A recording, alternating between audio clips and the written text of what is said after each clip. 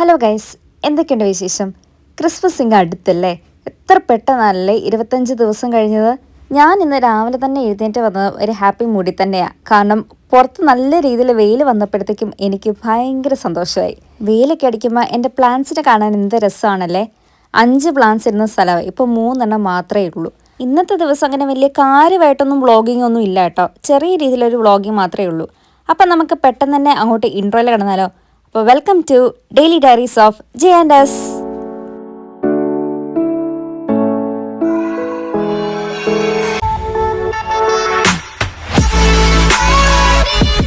ഈ വെയിലൊക്കെ അടിക്കുമ്പോൾ ഉണ്ടല്ലോ, വീടിൻ്റെ അകം കാണാനായിട്ട് നല്ല രസമുണ്ട്. പ്രത്യേകിച്ച് ഈ ക്രിസ്മസിൻ്റെ ഡെക്കറേഷൻസ് ഒക്കെ ഇരിക്കുന്ന ആ ഒരു സ്ഥലത്തൊക്കെ ഭയങ്കര രസമായിരിക്കും ഈ ഒരു വെയിലടിക്കുമ്പോൾ കാണാനായിട്ട്. അപ്പോൾ എല്ലാവരുടെയൊക്കെ ക്രിസ്മസ് എവിടെ വരെയായി? റെഡിയൊക്കെ ആയോ? എൻ്റെ ആണെങ്കിൽ ഈ പ്രാവശ്യത്തെ ക്രിസ്മസ് ചെറിയ രീതിയിൽ കുളവായെന്നൊക്കെ വേണം പറയാം. കാരണം ഷെഫീൽഡ് ക്രിസ്മസ് എൻജോയ് ചെയ്ത പോലെ ഈ പ്രാവശ്യം ടെൻബ്രിഡ്ജ് വെൽസിലെ ക്രിസ്മസ് അത്രയും അങ്ങോട്ട് എൻജോയ് ഒന്നും ചെയ്തിട്ടൊന്നുമില്ല. കഴിഞ്ഞ ദിവസം ഞാൻ ഈ ഒരു സെയിം കാര്യം അച്ഛൻ്റെ അടുത്ത് പറഞ്ഞു ചെയ്തു. കഴിഞ്ഞ പ്രാവശ്യമാണെങ്കിൽ ക്രിസ്മസിന് നമ്മൾ ക്രിസ്മസ് ഡെക്കോർസ് എന്നൊക്കെ പറഞ്ഞ ഓരോ സാധനങ്ങളൊക്കെ മേടിച്ച് അങ്ങനെ നമുക്ക് ഭയങ്കര ഹാപ്പിനെസ് ഒക്കെ ആയിരുന്നു. പക്ഷേ ഈ പ്രാവശ്യമാണെങ്കിൽ നമ്മൾ അങ്ങനെ അധികം ക്രിസ്മസിന് വേണ്ടി അങ്ങോട്ട് ഇൻവെസ്റ്റ് ചെയ്തിട്ടും ഇല്ല. കാര്യമായൊന്നും ക്രിസ്മസ് എന്നുള്ള ജസ്റ്റ് ആ പഴയ ഡെക്കറേഷൻസ് എടുത്ത് മാത്രം ചെയ്തു. പിന്നെ വേറെ പ്രത്യേകിച്ച് പണികളൊന്നും ചെയ്തു നിന്നില്ല. എനിക്കൊന്ന് ഡ്യൂട്ടിയുടെ ഒക്കെ തിരക്കൊക്കെ കാരണം അങ്ങ് ക്രിസ്മസ് എന്നുള്ള ഒരു കാര്യമേ അങ്ങ് മറന്നുപോയെന്ന് തോന്നുന്നു. ഷെഫീൽഡൊക്കെ ഉണ്ടായിരുന്ന സമയത്ത് നമ്മൾ പുറത്തൊക്കെ ഇറങ്ങുമ്പം സിറ്റി സെൻറ്ററിൽ ഈ ക്രിസ്മസ് മാർക്കറ്റ് എന്നൊക്കെ പറഞ്ഞൊരു സംഭവങ്ങളൊക്കെ ഉണ്ടായിരുന്നു. പിന്നെ ഡെക്കറേഷൻസ് ഒക്കെ ആണെങ്കിൽ നല്ല രീതിയിൽ നല്ല ഭംഗിയായിട്ടായിരുന്നു ഷെഫീൽഡൊക്കെ ചെയ്തുകൊണ്ടിരുന്നത്. പക്ഷേ ഇവിടെയൊക്കെ വന്നപ്പോഴത്തേക്കും ടെൻബ്രിഡ്ജ് വെൽസിൽ ഞാൻ ഇതുവരെ ക്രിസ്മസ് മാർക്കറ്റ് കണ്ടേ ഇല്ല. ഇവിടെ ഉണ്ടോയെന്ന് അറിയത്തില്ല, ഇനി ദൂരെ എവിടെയെങ്കിലും ഉണ്ടോയെന്നൊന്നും അറിയത്തില്ല. പക്ഷേ നമ്മുടെ അടുത്തൊന്നും ഞാൻ ഇതുവരെ കണ്ടിട്ടില്ല. സിറ്റി സെൻറ്ററിൽ എന്തായാലും ഇല്ല. പിന്നെ അങ്ങനെ കാര്യമായ ഡെക്കറേഷൻസോ ഒന്നുമില്ല. പിന്നെ ഞങ്ങൾ രണ്ടുപേരാണ് പ്ലാനും ചെയ്തിട്ടുണ്ടായിരുന്നു ഏതെങ്കിലും ഒരു ക്രിസ്മസ് മാർക്കറ്റിൽ പോകണമെന്നുള്ളത്. പക്ഷേ ഞങ്ങൾ രണ്ടുപേരുടെ ഡ്യൂട്ടി ഓപ്പോസിറ്റ് ഡ്യൂട്ടീസ് ആയിപ്പോയി. അപ്പോൾ ഒരുമിച്ച് അവധി കിട്ടുന്ന ആകെ ഒറ്റ ദിവസം മാത്രമേ കാണത്തുള്ളൂ. ആ ഒറ്റ ദിവസം നമുക്ക് എന്തായാലും അങ്ങനെ ക്രിസ്മസ് മാർക്കറ്റോ അങ്ങനെ ലണ്ടൻ ക്രിസ്മസ് ലൈറ്റ്സ് കാണാനായിട്ടോ അങ്ങനെ ഒന്നും പോകാനായിട്ട് പറ്റിയിട്ടേ ഇല്ല. അതുകൊണ്ട് ഈ പ്രാവശ്യത്തെ ക്രിസ്മസ് പ്ലാനിങ് എല്ലാം അങ്ങോട്ട് കുളമായി വന്നിട്ടും ഉണ്ടായിരുന്നു.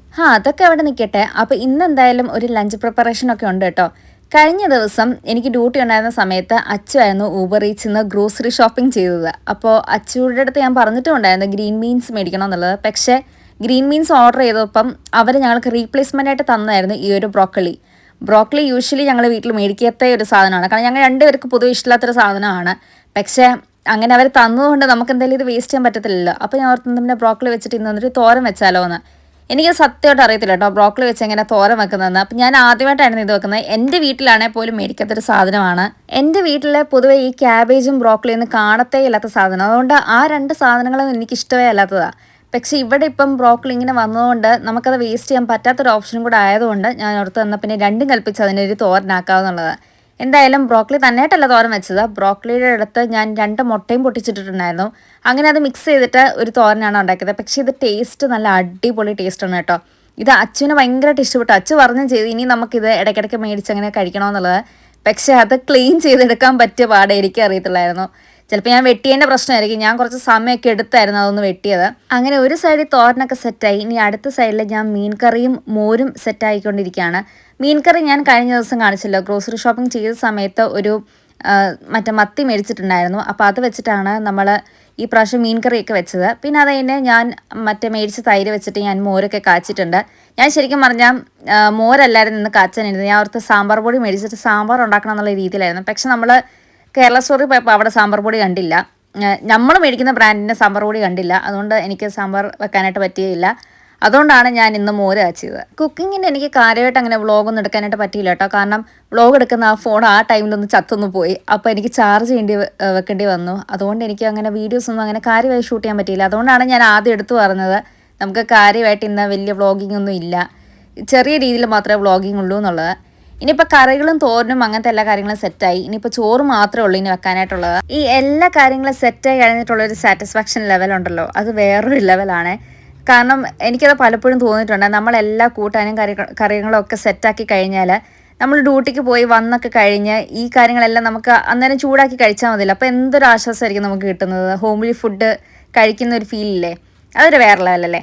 അപ്പോൾ അതെല്ലാം ഞാൻ ഉണ്ടാക്കിയൊക്കെ കഴിഞ്ഞ് എനിക്ക് കുറച്ച് കാര്യങ്ങളൊക്കെ ചെയ്യാനൊക്കെ ഉണ്ടായിരുന്നു. കുറച്ച് അസൈൻമെൻറ്റ് പരിപാടികളൊക്കെ ഉണ്ടായിരുന്നു. അപ്പോൾ അത് ഞാൻ ചെയ്തുകൊണ്ടിരിക്കുകയായിരുന്നേ.